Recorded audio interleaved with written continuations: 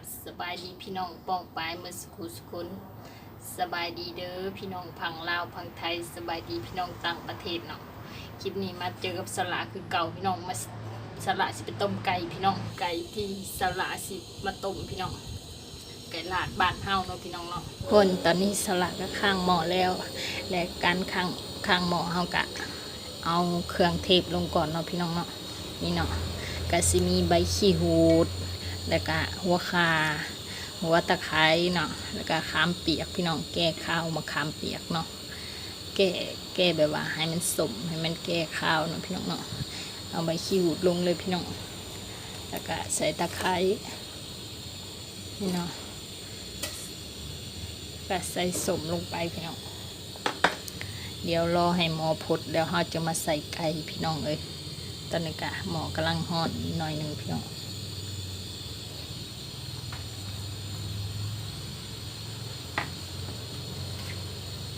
มาพี่น้องบันนี้หม้อเฮาก็พดแล้วพี่น้องเอ้ยเดี๋ยวสละเอาไก่ลงก่อนพี่น้องเอ้ยเพราะว่าเอาลงตอนหม้อร้อนเนี่ยมันจะเห็นให้ไก่เฮาบกข้าวเนาะโบเมนข้าวเดียวมืดเลยพี่น้อง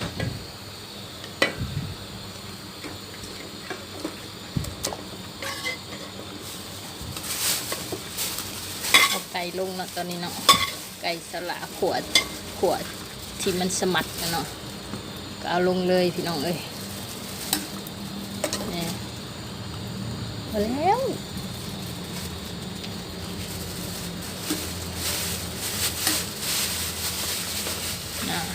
ก็รอให้ไก่สุกก่อนพี่น้องบัดนี้ในการรอเอากะสิไปเห็ดแจวกินกับต้มไก่ก่อนพี่น้องไปเห็ดแจวก่อนบัดนี้พี่น้องบัดนี้มาเห็ดแจวในการรอคอยอันต้มไก่เนาะพี่น้องเนาะเฮาก็มาเห็ดแจวก่อนปรุงแจวเนาะหลังจากที่เฮาปรุงไก่เรียบร้อยแล้วมาเห็ดแจวก่อนพี่น้องเอ้ยก็มาใส่มะกอกพี่น้องเอ้ยบัดปาดมะกอกลงไปเลยหรือว่าสิขูดเอาแต่เนื้อมันก็ได้พี่น้องนี่คือสละบ่มีไผ่จีเนาะพี่น้องเนาะบ่มีไผ่จีมะกอกเนาะเฮาบ่ได้จีแล้วมันบ่หอมพี่น้องบ่ได้จีแล้วมันบ่หอมถ้าแม่นมีไผ่จีก่อนแล้วมันสิหอมเนาะหอมเนื้อมะกอกพี่น้องขูดเอาเนื้อมันพี่น้องเนื้อสมมันนี่เนาะมาใส่แจวนี่พี่น้องแจวมะกอกเห็ดแจวมะกอกกินกับต้มไก่พี่น้องเดี๋ยวเราไปเบิ่งไก่ก่อนพี่น้องว่าสุกหรือยังมาตอนนี้พี่น้องเลยไก่เราก็สุกเรียบร้อยแล้วเนาะเดี๋ยวสละเอาหอมลงก่อนพี่น้อง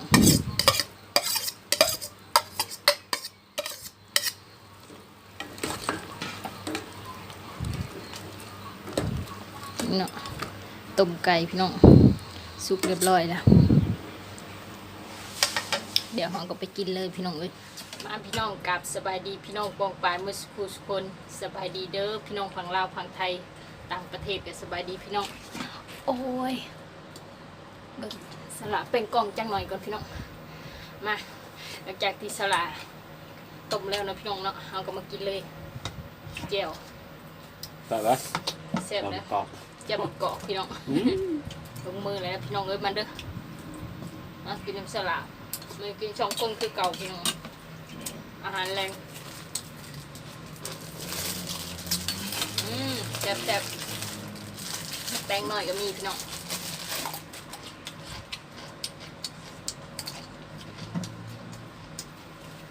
ต้มไก่ลาดบ้านเฮาแซ่บอ่ะ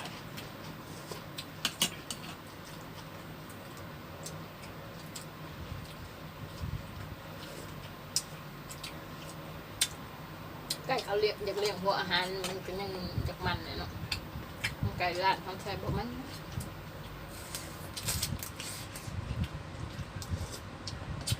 กัน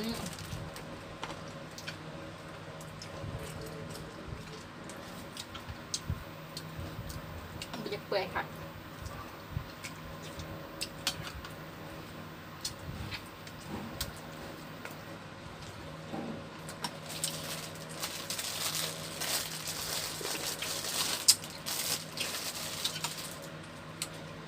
นำหอนเลย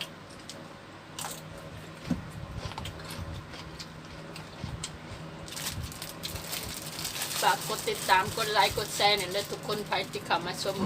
คลิปสลากอ่ะฝากกดติดตามเนี่ยทุกคนกดจับชักไครกดติดตาม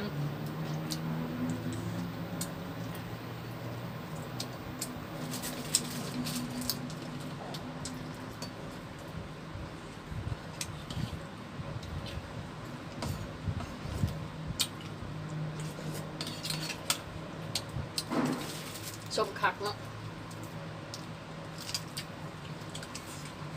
กระจายหมดแห้งเปรี้ยวเลย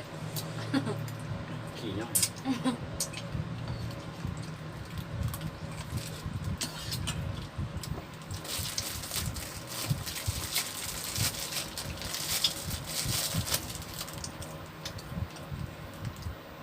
ใบมันทงละ50ใบมันหยกชมคักโลนึงผมไม่ได้กินโลละ50ทงหนึ่ง10 บาทแถมมาได้พวกเขาว่าโลละ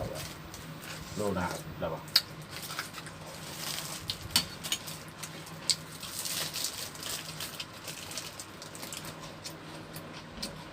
พอหอมมาลงข่าวเดียวยัง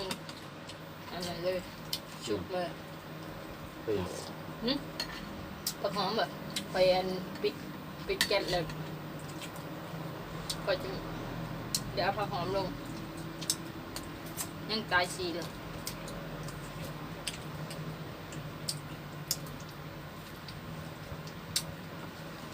อันนี้เป็นเจียวมะกอก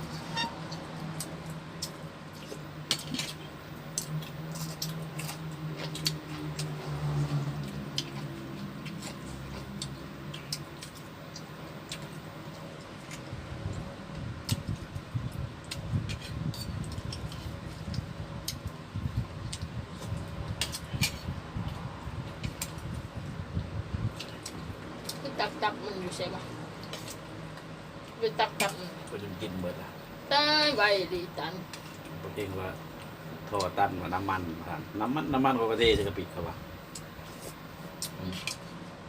ตากมันก็น้ำมันก็ไปตองไปนอกผมตากมันก็พูดใส่ตรงยางเขาว่าแล้วน้ำมัน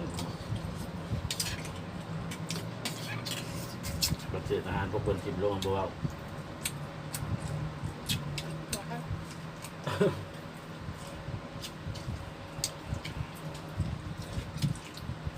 เราจะกินตับไก่กัดมึงเพื่อโง่มากไว้กินบ่ได้เอาจะแซ่บขับกักก่อนตัวของเป็นของเฮา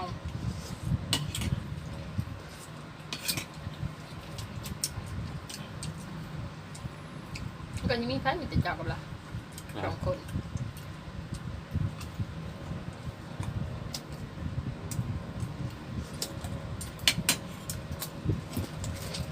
ติดจับเลย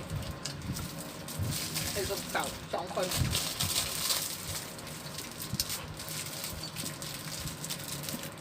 เศษอาหารก็ดอกจากมันงูกินเยอะเลยเห็นอาหารแบบนี้น้ำมันเนี่ยว่าน้ำมันก็กระเทยจะกระปิดเศษอาหารน้ำมันนะ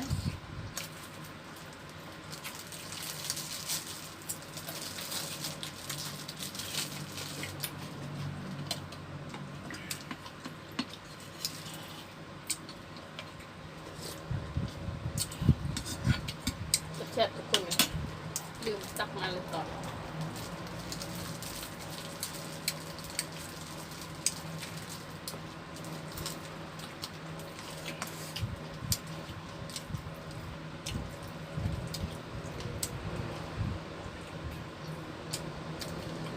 ผูกกินน้ำบ่ใส่เสื้อก็เลยบ่อยากโชว์โตบ่อยากให้เบิ่งตัวบ่นุ่งเสื้อบ่ใส่เสื้อ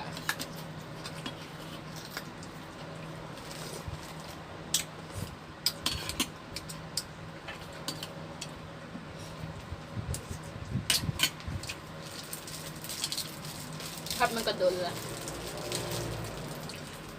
มันหลายปีแล้ว อันใด พอแล้วนะ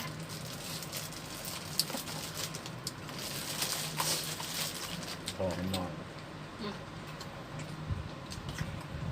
พอมันน้อยมันหลายปีทำรถหมกแตงหูพอ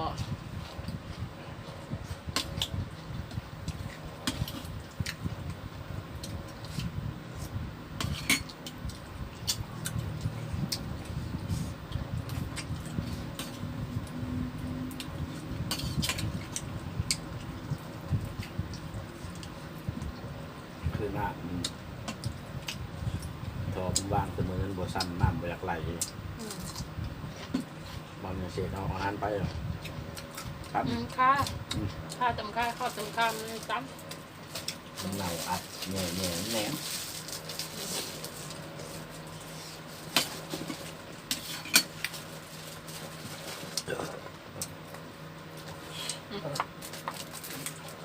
อิ่มแล้วพี่น้อง